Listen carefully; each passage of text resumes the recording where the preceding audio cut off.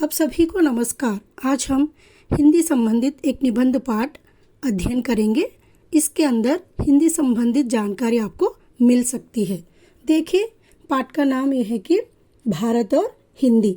भारत मतलब हमारे देश का नाम, हिंदी मतलब हमारी देश भाषा की नाम।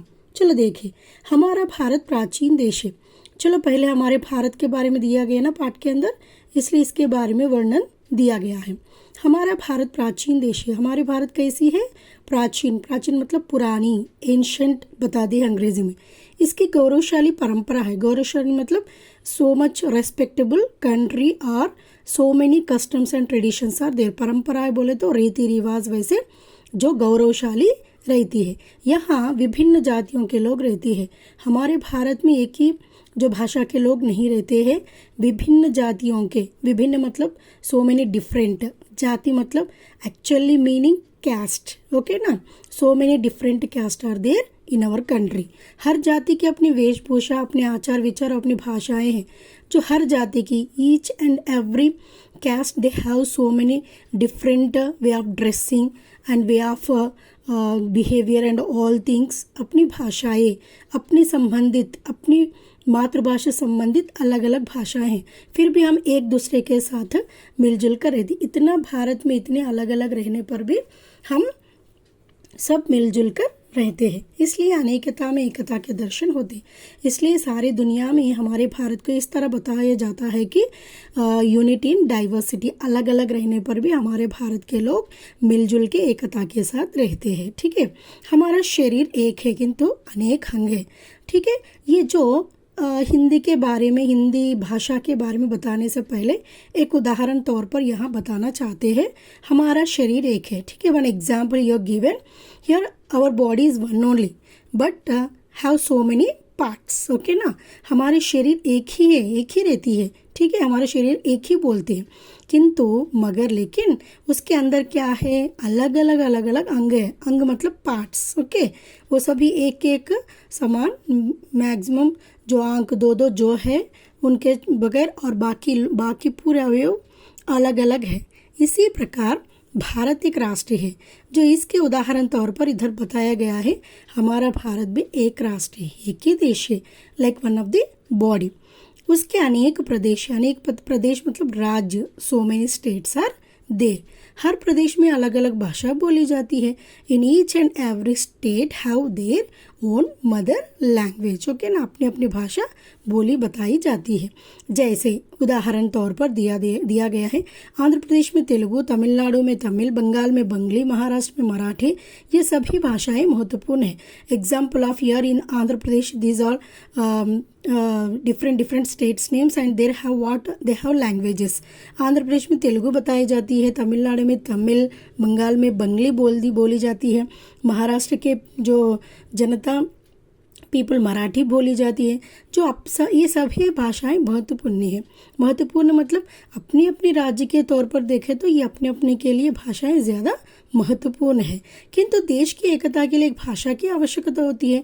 ठीक है, जो कोई भी होने दो, परिवार होने दो, नहीं तो कुछ भी होने दो, एकता की ज़रूरी रहती है। नहीं तो शत्रु लोगों के आक्रमण, नहीं तो अलग अलग रहने पर वहाँ कुछ भी अभिवृद्धि नहीं दिखती। इसलिए देश में तो एकता की ज़्यादा आवश्यकता होती है। इसलिए एक भाषा की आवश्यकता होती है, क्योंकि हमारे भारत में अलग अलग राज्य, अलग अलग भाषा है। फिर एक दूसरे के किस समझ में नहीं आए तो फिर कैसे? जो हमारे भाव विचारों को समझ में आनी चाहिए ना, इसलिए एक भाषा की आवश्यकता होती है, ताकि क्योंकि अलग अलग प्रदेश के लोग आपस में बातचीत करें। क्यों एक भाषा की ज़रूरी है? अब देखो, तमिलनाडु वाले तेलुगु वालों से जो बात करना चाहिए, जो तमिलनाडु को तमिल आती है, तेलुगु को लोगों को तेलुगु आती है, मगर तेलुगु लोगों को तमिल नहीं आती है, तमिल लोगों को तेलुगु नहीं आती है। ठीक है, फिर उनके भाव विचारों को कैसे प्रकट कर सकते हैं? ये तो असंभव है। इसलिए अपने आपस में बोले तो एक दूसरे से बातचीत कर सके। ठीक है, वास्तव में एक दूसरे को जानने पर ही एकता की भावना बढ़ती है। If we knows in front of people what they are thinking, what they have thoughts, then only we can do और we can talk, we can understand. Okay ना, एक दूसरे को जाने पर ही जो भावना बढ़ती है, यह काम हिंदी ही कर सकती है। जो हिंदी ही बोल के इस तरह क्यों ऐसे कि जोर देकर क्यों बताया गया है कि इसे जानने वाले भारत में सबसे अधिक है।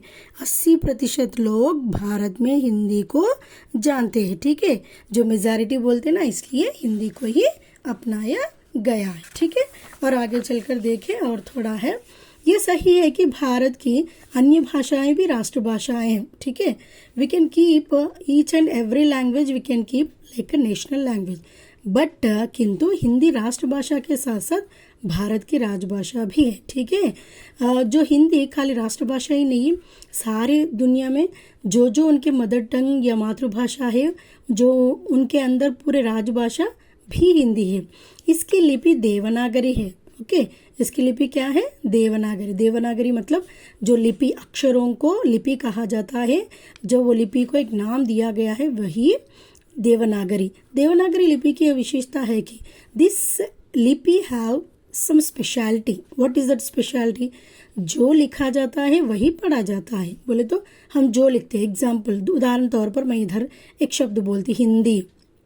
अब देखिए, हा, फर्स्ट ई की मात्रा की प्रोनाउंसिएशन आती है, ई, ह, ही, समझ में आ रहे ना?